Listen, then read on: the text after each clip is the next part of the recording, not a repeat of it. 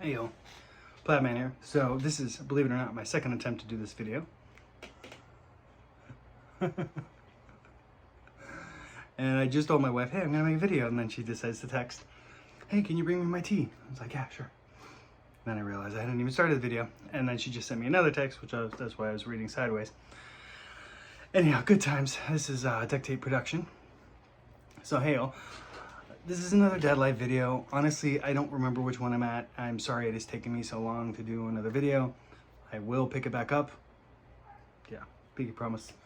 Yeah, it's been a while. So first things first, my son's now 4 months old. I guess you could say we celebrated it. My wife's amazing. She does these cute, for every month, does a picture with our son, and like 1 month, 2 month, 3 month, 4 month, little placard. And then she does, it's themed. So this last one was Ninja Turtles. So he was kind of dressed like a Ninja Turtle, not like full costume, not all, but then she also got all the Ninja Turtles little stuffed animals and a Ninja Turtle book. So she'll do things like that, and it's just adorable. Fortunately, she doesn't go hog wild on getting him like designer clothes and stuff like that, but it's really nice that she's really taken to, you know, being a mom and doing mom stuff. And I never worried that she wouldn't, but yeah, it's wonderful to see. Like, I don't know, it's just, you never know. It's one of those things, which I'm gonna make a separate video about, but it's one of those like life moments that you, when it happens, you don't know how you're going to react. Or if you think about it beforehand, you don't know how you're going to react. And then when it actually happens, you just react and you do things, and it is what it is, and great. And if you do well, then good. If you don't, then okay, you try and improve.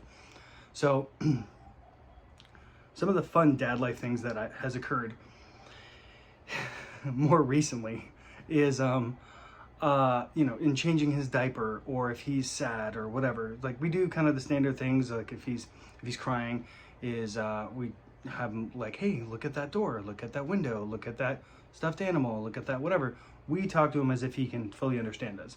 Not necessarily adult conversations, but we talk that way. We very rarely baby talk to him. And if the baby talk we do, it's, you know, the high-pitched thing, like, oh, you're so cute, I love your smile, you know, that type of thing.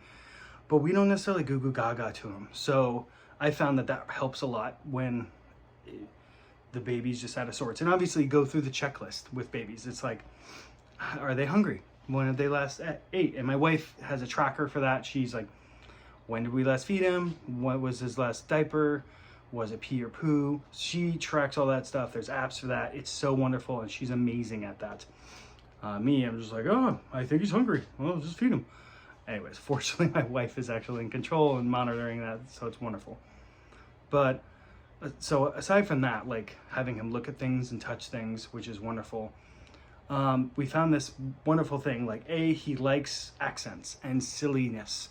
So me dancing silly or doing a silly story with silly accents, not all of them hits correctly, but like, it just, when it hits, it's adorable because he's laughing and smiling, and it's one of the best things. Like, seriously, if you're thinking about having kids, I highly suggest it, because even those moments where you're exhausted and whatnot, it's super awesome to just have them smile at you. Like, literally them smiling and laughing at your silly joke is kind of the best part of the day and makes up for all the bad parts. So it's kind of awesome.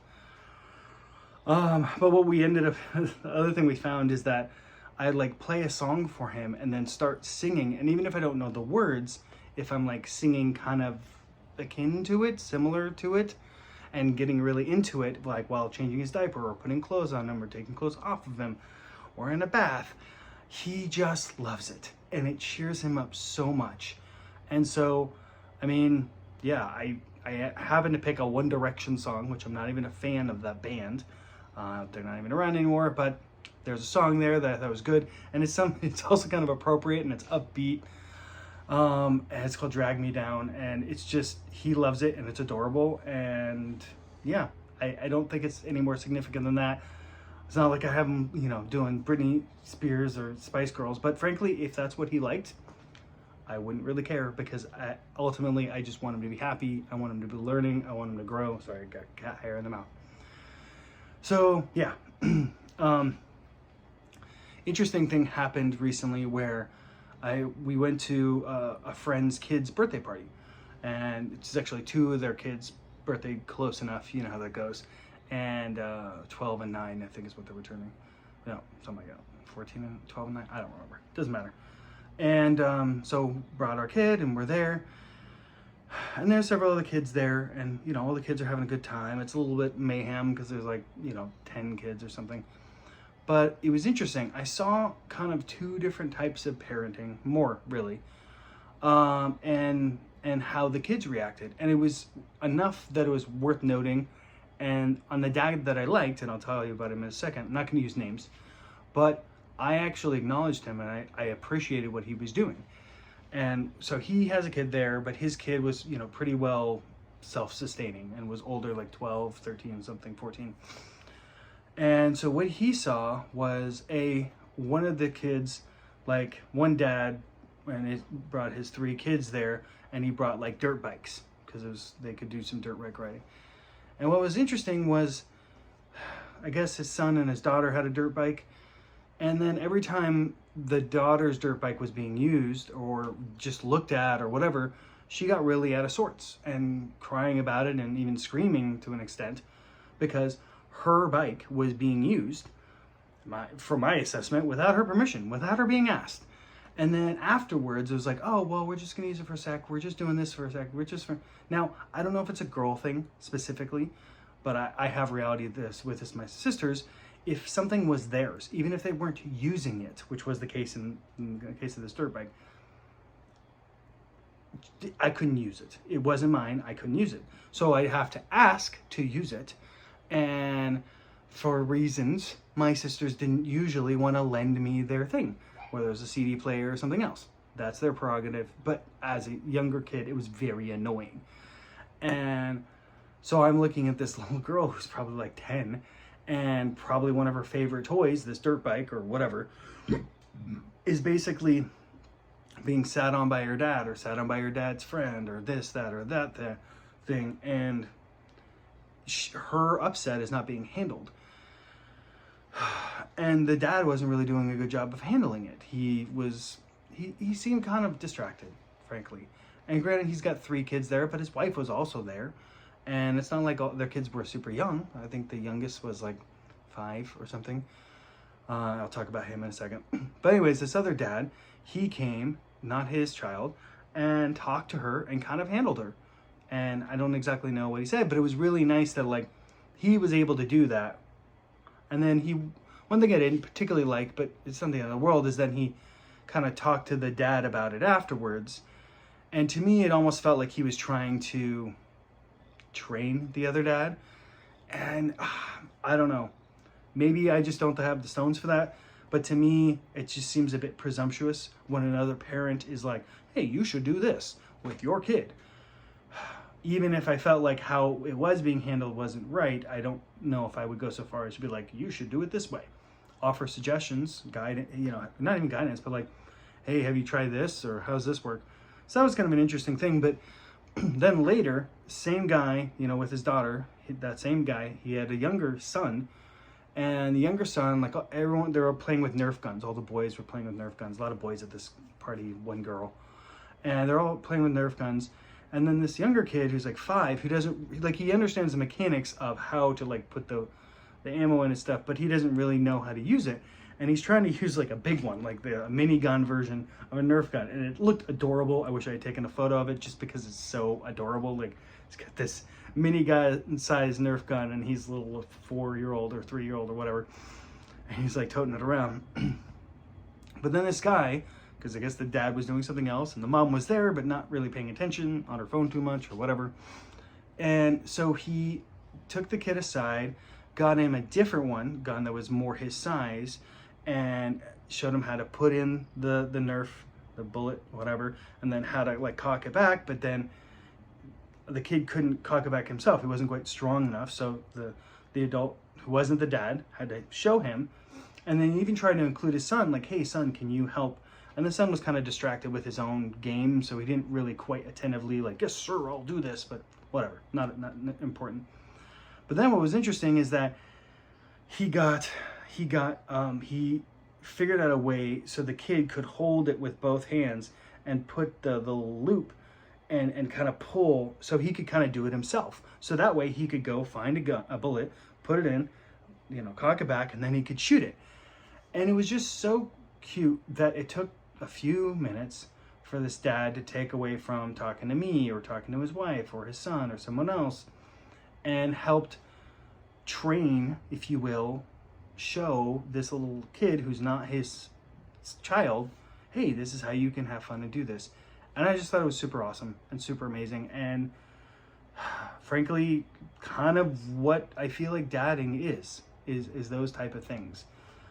It's also, having one thing, I don't know if I mentioned this, but it's kind of fascinating going to grocery stores or other places and having strangers want to touch your kid because your kid's adorable, and my kid is adorable. And it's an interesting thing that you kind of deal with, where you're like, you don't want people to touch, but also like it's okay. And I had this lady in the Costco, and she's like, I haven't touched a baby in 40 years or something like that.